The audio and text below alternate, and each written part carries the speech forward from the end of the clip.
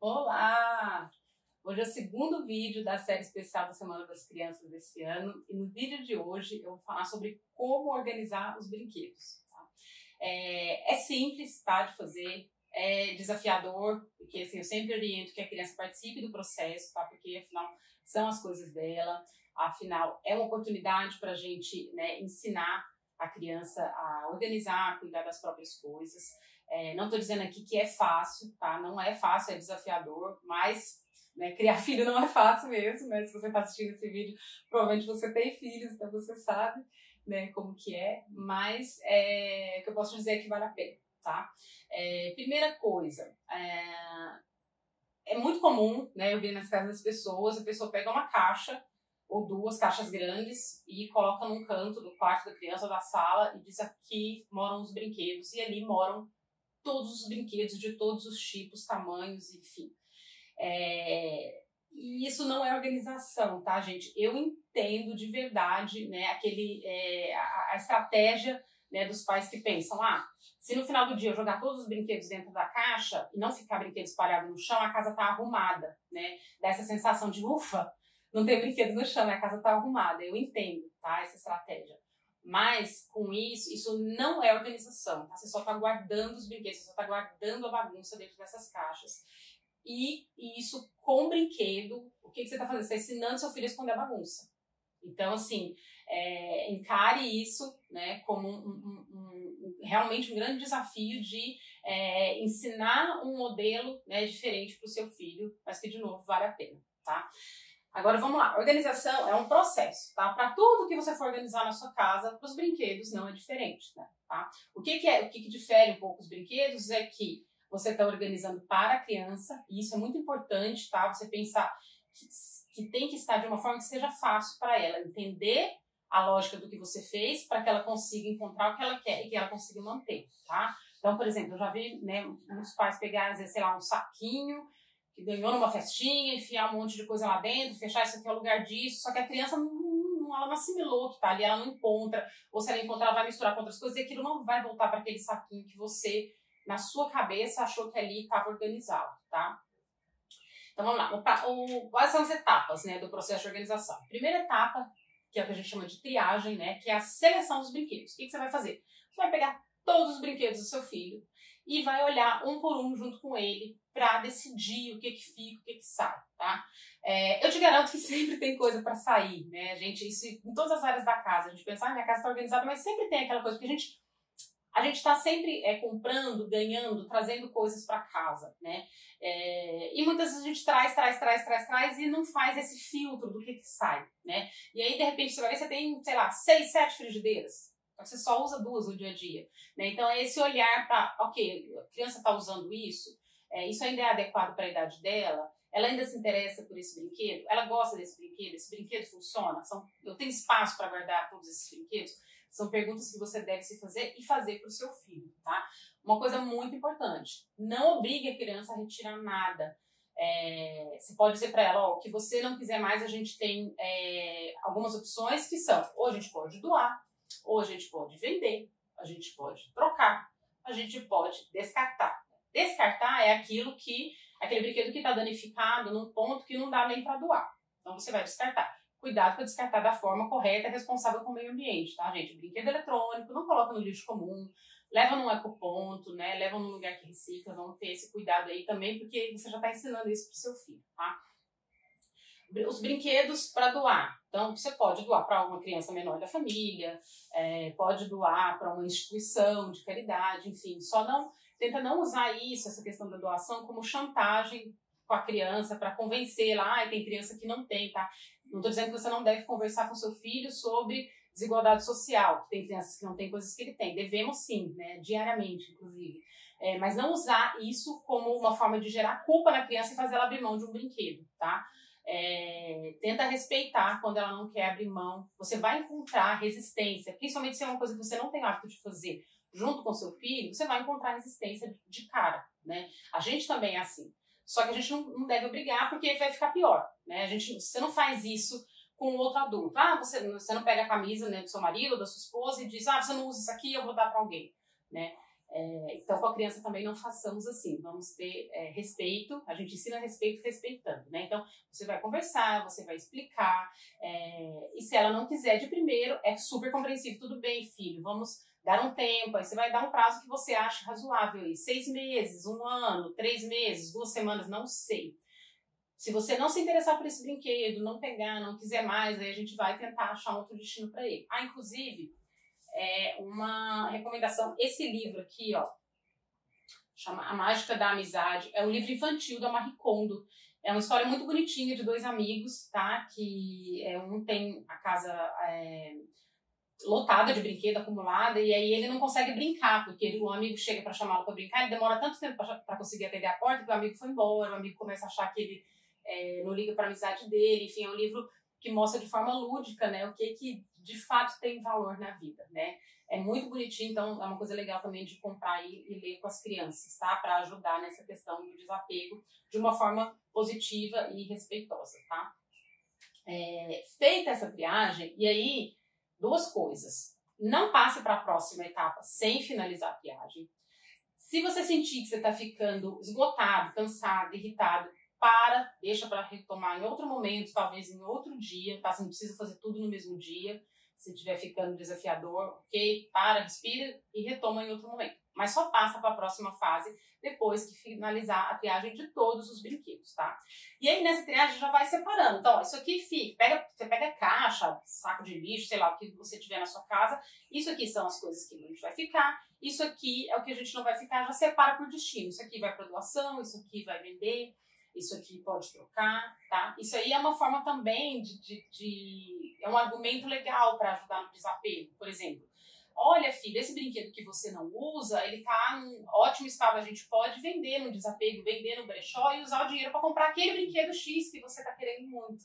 Tá? Você tá também fazendo uma questão de educação financeira e ensinando, né, a criança a já ir abrindo mão daquilo que não é mais importante para ela, em troca daquilo que é importante, né? Você pode levar seu filho numa feira de troca de brinquedo, por exemplo, às vezes a escola faz, ou tem no condomínio, os Sescs aqui em São Paulo às vezes fazem, né? Filho, você pode levar na feira e trocar o brinquedo que você não usa mais por o brinquedo de um outro amigo, que ele não queira, que você queira muito. Enfim, tem várias formas aí de você, né, estimular, né, educação financeira, consumo consciente, responsabilidade ambiental, enfim. Não precisa ser só estresse, é isso que eu tô querendo dizer. Tem muita coisa boa que pode vir desse processo aí de triagem, tá? Então, eu já separo o que vai doar, o que vai vender. Se tiver brinquedo estragado, que o seu filho quer ficar, tipo, nossa, esse aqui tá estragado, mas eu gosto muito, já manda para conselho, já separa. Se tem que ir, sei lá, para marceneiro, para costureira, seja o que for, já manda arrumar. Se tá faltando pilha, já coloca pilha, tá? Finalizada a triagem, o que você vai fazer é a categorização dos brinquedos. Lu, o que é isso?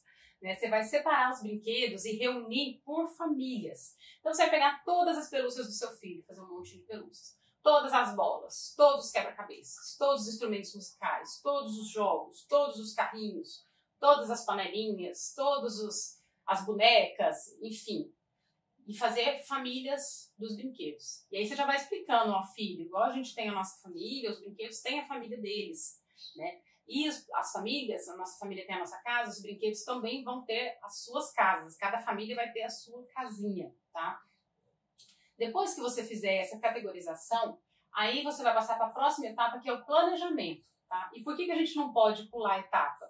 Porque só quando você faz a categorização é que você tem clareza da quantidade de brinquedos que o seu filho tem e do volume de cada categoria, né? E aí é um erro comum que as pessoas cometem, que, vou lá na Leroy Merlin comprar um monte de caixa, hoje eu vou dar um jeito de organizar esses brinquedos do meu filho. Aí volta para casa cheio de caixa e aí não cabe no armário, ou a caixa não cabe todos os quebra-cabeças, ou não cabe todos, entende? Então aí você vai olhar e falar assim, nossa, então é essa quantidade de pelúcia que meu filho tem, então eu preciso de um organizador que vai acomodar essa quantidade de pelúcia, ou de uma gaveta que vai acomodar essa quantidade de pelúcia, ou de um nicho do armário que vai acomodar essa quantidade de pelúcia.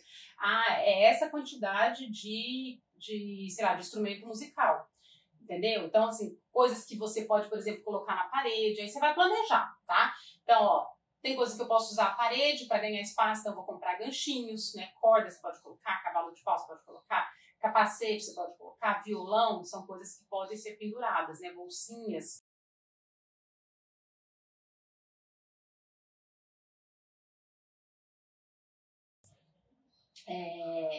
Organizador, que tipo de organizador usar? Então, por exemplo, lembra que eu falei lá no começo daquela caixa grande, que a gente, né, coloca tudo misturado?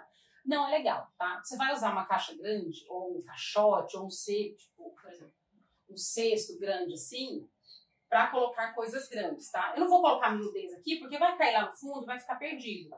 Mas pelúcia grande, por exemplo, é ótimo. Eu uso isso aqui é do quarto da minha filha, para colocar pelúcias. A gente tem também um caixote grande de madeira, que ficam pelúcias, né, de grande porte, maiores.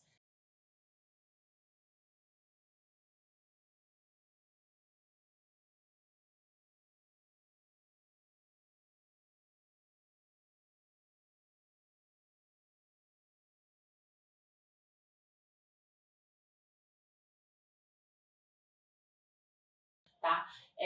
Agora, se você, criança, tem, sei lá, meia dúzia de carrinho desse, da Hot Wheels desse tamanhozinho, você pode comprar uma caixa pequena, tá? E aí, com tampa, sem tampa, depende do espaço que você tem para guardar. Se você tem, né, uma prateleira só, aí de repente você pode ganhar altura empilhando, aí é legal ser com tampa. Ou ser caixas empilháveis, que talvez não tem tampa, mas são empilháveis, tá?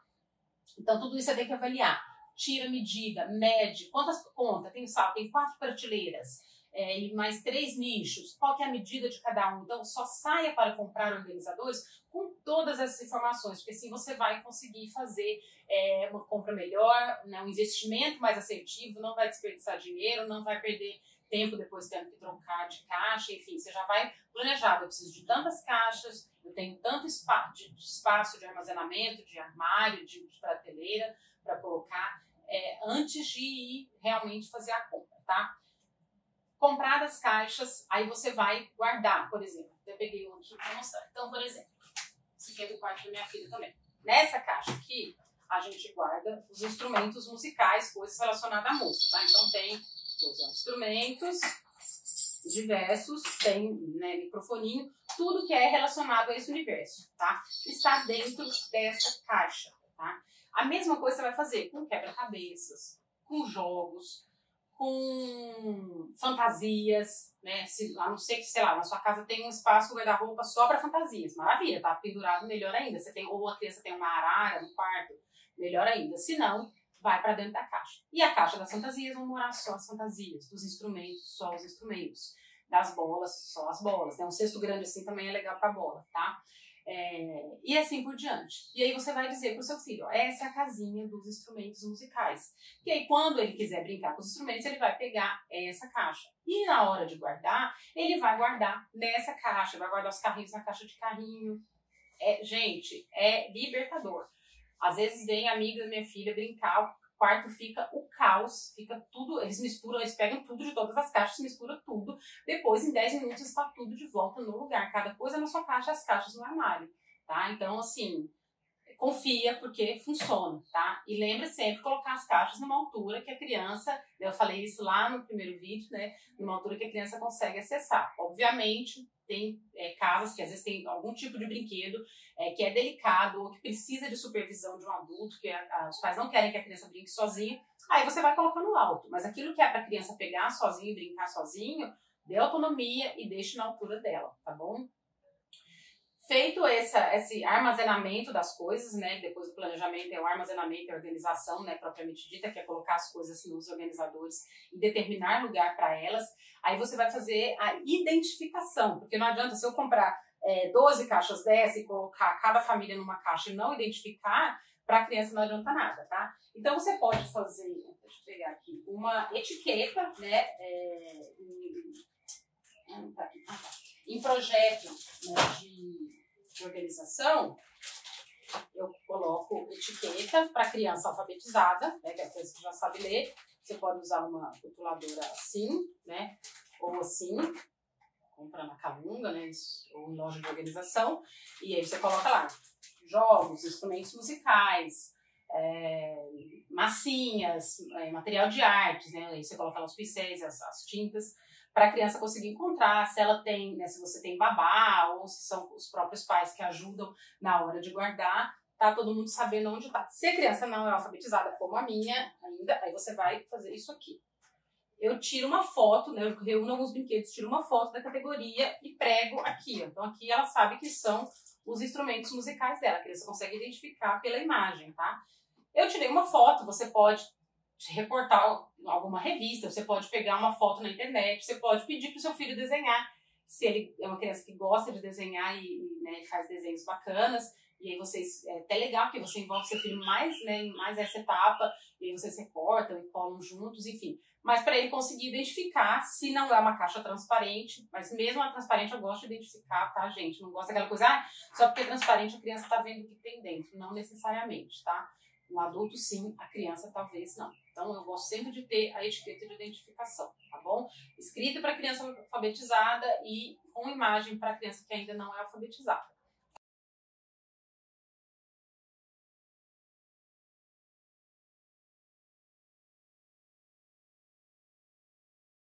Tá? Assim os brinquedos do seu filho vão ficar organizados, vão ter lugar, ele vai saber como voltar para o lugar.